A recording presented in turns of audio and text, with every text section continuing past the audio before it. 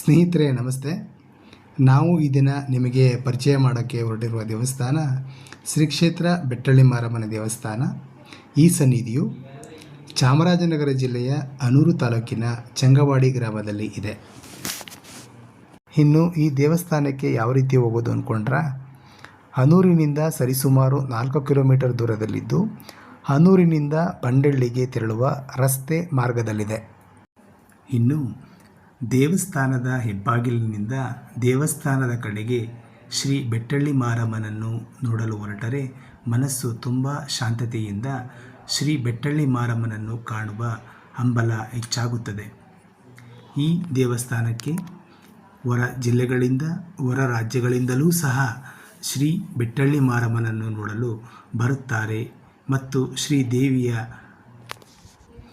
ಆಶೀರ್ವಾದಕ್ಕೆ ಪಾತ್ರರಾಗುತ್ತಾರೆ ಎನ್ನುತ್ತಾರೆ ಇಲ್ಲಿನ ಅರ್ಚಕರು. ಈ ದೇವಸ್ಥಾನವು ಜನವರಿ 2026ನೇ ಇಸವಿಯಲ್ಲಿ ಉದ್ಘಾಟನೆಯಾಗಿದ್ದು ಅತಿ ಕಡಿಮೆ ಸಮಯದಲ್ಲಿಯೇ ಅತಿ ಹೆಚ್ಚು ಭಕ್ತ ಸಾಗರವನ್ನು ಹೊಂದಿದೆ.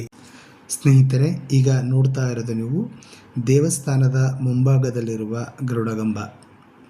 ಇದರ ಪಕ್ಕದಲ್ಲಿಯೇ ತಡೆ ಒಡೆಯುವ ಸ್ಥಳವಿದ್ದು ಭಕ್ತರು ಅನಾರೋಗ್ಯ ದೃಷ್ಟಿ ಸಂದರ್ಭದಲ್ಲಿ ಶ್ರೀ ಬೆಟ್ಟಳ್ಳಿ ಮಾರಮ್ಮನ ಹೆಸರಿನಲ್ಲಿ ಹರಕೆ ಹೊತ್ತು ತಡೆ ಒಡೆಸುತ್ತಾರೆ.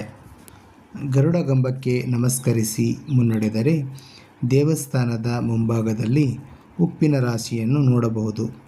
ಭಕ್ತಾದಿಗಳು ತಮ್ಮ ಕಷ್ಟ ಕಾರ್ಪಣ್ಯಗಳು ದೃಷ್ಟಿ ನಿವಾರಣೆಗಾಗಿ ದೇವಸ್ಥಾನಕ್ಕೆ ಹರಕೆ ಹೊತ್ತು ಉಪ್ಪನ್ನು ತಂದು ಈ ರಾಶಿಯಲ್ಲಿ ಹಾಕುತ್ತಾರೆ ಮತ್ತು ದೇವಿಯ ದರ್ಶನ ಪಡೆದು 1 ಹಿಡಿಯಷ್ಟು ಉಪ್ಪನ್ನು ತೆಗೆದುಕೊಂಡು ಹೋಗಿ ತಮ್ಮ ಅಡಿಗೆ ಕಾರ್ಯಕ್ಕೆ ಬಳಸುತ್ತಾರೆ.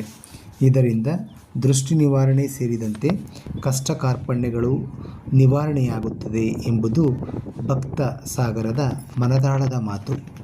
ಸ್ನೇಹಿತರೆ, ದೇವಸ್ಥಾನವು ಇತ್ತೀಚೆಗಷ್ಟೇ ಉದ್ಘಾಟನೆಯಾದ ಕಾರಣ ಇನ್ನೂ ಸಾಕಷ್ಟು ಕೆಲಸ ಕಾರ್ಯಗಳು ಬಾಕಿ ಉಳಿದಿರುತ್ತದೆ.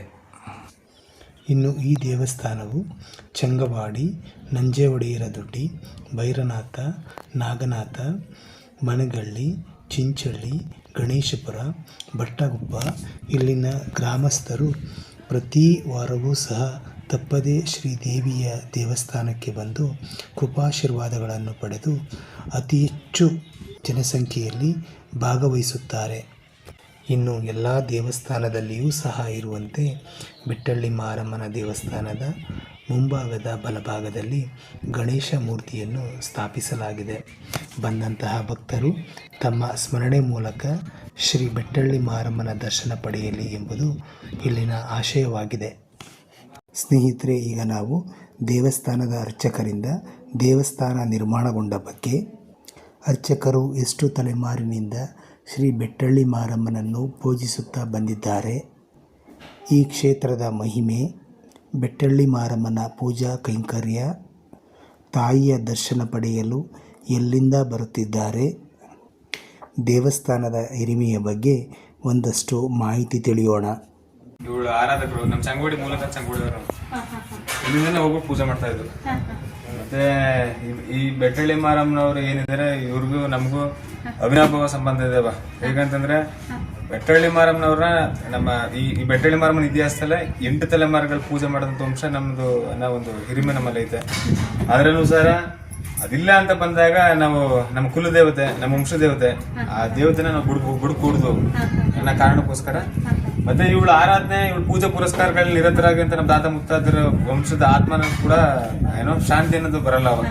ಯಾಕಂದ್ರೆ ಇವಳು ಸೇವೆನೇ ಇಲ್ಲ. ನಾವು ಬೇರೆ ಏನೇ ಕೆಲಸ ಮಾಡಿದ್ವಿ, ಈಗ ಜಮೀನಿದೆ ನಮಗೆ, ಮನ್ಸು ಮಾಡಿದ್ರೆ ಬೇರೆ ಯಾವ ಬಿಸ್ನೆಸ್ ಆದ್ರೂ ಮಾಡ್ಬೋದು, ಜಮೀನ್ ಮಾಡ್ಬೋದು. ಆದ್ರೆ ಇವಳು ಕಾಯಕ ಅನ್ನೋದು 8 ತಲೆಮಾರಿಂದ ನಮ್ಮ ಕಾಲಕ್ಕೆ ತಪ್ಪೋಯ್ತು ಅಂತಂದ್ರೆ ಅದು ನಮ್ಮ ಮಕ್ಳುಗಳಿಗೂ ಕೂಡ ಅದು ಶಾಪದ ರೀತಿ ಪರಿಣಾಮ ಆಗ್ಬಿಡುತ್ತೆ. ಅದರನುಸಾರ ನಮ್ಮ ತಾತ ಮುತ್ತಾದ್ರೆ ಆರಾಧನೆ ಮಾಡ್ತಾರಂತ ಕಲ್ಗಳು ಹೋಗೋದು. ಇಲ್ಲಿ ನಮ್ಮ ಜಮೀನ್ ಹಳೆ ಜಮೀನ್ ಇದ್ದವ, ಹಳೆ ಜಮೀನಲ್ಲಿ ಆ ಮೂಲ ಅಂದ್ರೆ ಬೇವಿನ ಮರ ಕೆಳಗಡೆ ನಾವು ಸುಮ್ಮನೆ ಪೂಜೆ ಮಾಡ್ಕೊತಾ ಇದ್ವು. ಅಲ್ಲಿ ಹೋಗಿ ಮಾಮೂಲಿ ಪೂಜೆ ಪುರಸ್ಕಾರ ಮಾಡಿ ಅಗ್ನಿ ಬಗ್ನಿ ಅಂತ ಸಂದರ್ಭದಲ್ಲಿ ಇಲ್ಲೂ ಎಡೆ ಕೊಟ್ಬಿಟ್ಟು ಹೋಗ್ತಾ ಇದ್ವು. ಸರಿ, ಈಗ ಸ್ವಲ್ಪ ವರ್ಷದಿಂದ ನಮ್ಮ ಹಳೆ ಮನೆಯಲ್ಲಿ ಅದನ್ನ ರಾಗಿ ಇದರಲ್ಲಿ ಊದ್ಬಿಟ್ಟು ಊತಿದ್ರು ಈಗ ಒಂದು 20-25 ವರ್ಷದಿದ್ರೆ ಊತಿದ್ರಂತೆ. ಅದಾದ್ಮೇಲೆ ಸಂದರ್ಭ ಅಂತ ಬತ್ತು ನೋಡಿ ಈಗ. ಮತ್ತೆ ಅದೇ ನಮ್ಮ ಮುತ್ತಾತರ ಆರಾಧನೆ ಮಾಡ್ತಿದ್ದಂತ ಕಲ್ಗಳನ್ನ ತೆಗೆದು ಅದನ್ನೇ ಏನೋ ಈ ಕಟ್ಟಡ ಕಾಮಗಾರಿ ಮುಗಿಸಿ ಪ್ರಾಣ ಪ್ರತಿಷ್ಠಾಪನೆ ಮಾಡಿಸಿ ಮತ್ತೆ ವಿಗ್ರಹ ಪ್ರಾಣ ಪ್ರತಿಷ್ಠಾಪನೆ ಮಾಡಿದ್ವ. ಮತ್ತೆ ಇನ್ನೊಂದು ರೋಚಕ ವಿಚಾರ ಏನಂದ್ರೆ ಈ ದೇವಸ್ಥಾನ ಬಂದು ಒಂದೇ ಮಂಡಲದಲ್ಲಿ ಕಟ್ಟಿರೋದವ 48 ದಿವಸದಲ್ಲಿ. ಇದಕ್ಕೆ ಮುಖ್ಯವಾದಂತ ಕಾರಣ ಏನಂತಂದ್ರೆ ಬೆಟ್ಟಳ್ಳಿ ಮಾರಮ್ಮನ ಬಲ. ಈ ಬಲದಿಂದ ಮಾತ್ರ ಇದು ಈ ಕೆಲಸ ಸಾಧ್ಯ ಆಯ್ತು. ಬೆಟ್ಟಳ್ಳಿ ಮಾರಮ್ಮನ ಶಕ್ತಿಯಿಂದ ಮಾತ್ರ ಇದು ಸಾಧ್ಯ ಆಯ್ತು. ಈ 48 ದಿವಸಗಳಲ್ಲಿ ಯಾರಿಗೂ ಕೂಡ ಅನ್ನ ಆಹಾರ ಕೊರತೆ ಇತ್ತು, ನಿದ್ರೆ ಕೊರತೆ ಇತ್ತು, ಯಾರು ಕೂಡ ಆರೋಗ್ಯ ತಪ್ಪಲಿಲ್ಲ. ಯಾರು ಕೂಡ ಏನೋ ರಕ್ತ ಬರಂತ ವಿಚಾರನೋ, ಒಂದು ಮೇಲಿಂದ ಬಿದ್ದು ಗಾಯ ಮಾಡ್ಕೊಳ್ಳೋದು, ಕೈ ಮುರ್ಕೊಳ್ಳೋಂತ ವಿಚಾರನೂ ಇಲ್ಲ. ಬೆಳಗ್ಗೆ ರಾತ್ರಿ ಕಂಟಿನ್ಯೂಸ್ 48 ದಿವಸ ಸತತವಾಗಿ ಕೆಲಸ ಮಾಡಿ ಈ ದೇವಾಲಯನ ಸ್ಥಾಪನೆ ಮಾಡಿದ್ವು. ಹೀಗೆ ಬಂದು ನಮ್ಗೆ ಅಕ್ಟೋಬರ್ 10ನೇ ತಾರೀಕು ದೇವ್ರ ವಾಕ್ಷ ಕೇಳಿದ್ವು. 5ನೇ ತಾರೀಕು ಅಕ್ಟೋಬರ್ 10ನೇ ತಾರೀಕು ಗುದ್ಲಿ ಪೂಜೆ ಮಾಡಿದ್ವು. 60 ದಿವಸ ಸಮಯಾವಕಾಶ ಕೊಟ್ಟಿದ್ಲು. ಧನುರ್ಮಾಸ ಕಳೆದ್ಮೇಲೆ ಈ ಕಾರ್ಯದಲ್ಲಿ ವಿಘ್ನ ಆಗ್ಬೋದು, ಧನುರ್ಮಾಸದೊಳಗಡೆ ಮಾಡ್ಕೊಳ್ಳಿ ಅಂತ. ನಮ್ಗೆ 60 ದಿವಸದ ಅವಕಾಶ ಕೊಟ್ಟಿದ್ದು.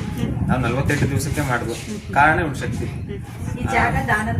ಇಲ್ಲ, ಜಾಗ ಬಂದು ನಮ್ಮ ತಾತ ಅವರ ತಮ್ಮನಿಂದ ನಾನು ಖರೀದಿ ಮಾಡಿದ್ದೀನಿ. ನಮ್ಮ ವಂಶಸ್ಥರದ ಇದೆಲ್ಲ ಜಾಗ. ಇಲ್ಲಿ ಸುತ್ತಮುತ್ತ ಏನ್ ಜಾಗ ಬರುತ್ತೆ ಇದೆಲ್ಲ ನಮ್ಮ ವಂಶಸ್ಥರದೆ.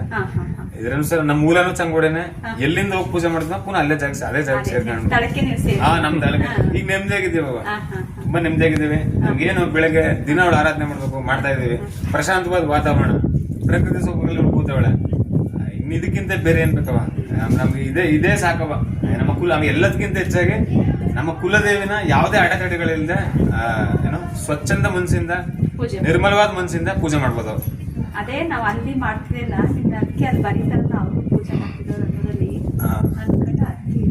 ಇಲ್ಲಪ್ಪ ಅದು ಸಂದರ್ಭ. ಆದ್ರೆ ನಮ್ಗೆ ದೇವರು ದೊಡ್ಡ ಮಟ್ಟದ ಇದೇ ಕೊಟ್ಟೈತೆ, ಏನೋ ಯಶಸ್ಸು ಕೊಟ್ಟೈತೆ. ದೊಡ್ಡ ಎಲ್ಲದಕ್ಕಿಂತ ಹೆಚ್ಚಾಗಿ ನೆಮ್ಮದಿ ಕೊಟ್ಟೈತವ. ನೆಮ್ಮದಿಯಾಗಿದ್ದೀವ ನಾವು, ತುಂಬಾ ನೆಮ್ಮದಿಯಾಗಿದ್ದೀವಿ. ಯಾಕಂದ್ರೆ ನೆಮ್ಮದಿನೇ ಮುಖ್ಯವ.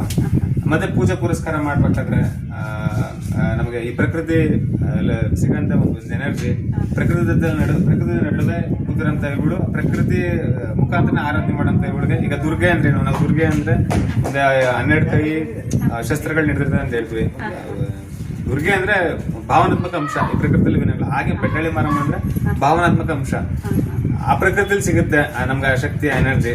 ಅದನ್ನ ನಂಬಿಕೆ ಆಧಾರವಾಗಿ ಇಟ್ಕೊಂಡು ನಮ್ಮ ಮುತ್ತದ್ರು, ನಮ್ಮ ತಾತಂದಿರು ಏನು ಹೇಳ್ಕೊಟ್ರು ಪೂಜೆ ವಿಧಾನ, ಕ್ರಮ, ಅನುಕರಣೆ, ಇದೆಲ್ಲನೂ ಕೂಡ ಅದನ್ನೇ ಅಭ್ಯಾಸ ಮಾಡ್ಕೊಂಡು ಪೂಜೆ ಮಾಡ್ತಿರ್ತೀವಿ. ಇಲ್ಲಿ ಯಾವ್ದೇ ತರದ ಹೊಸ ಡೈಲಿ ಪ್ರತಿ ದಿವಸ ಪೂಜೆ.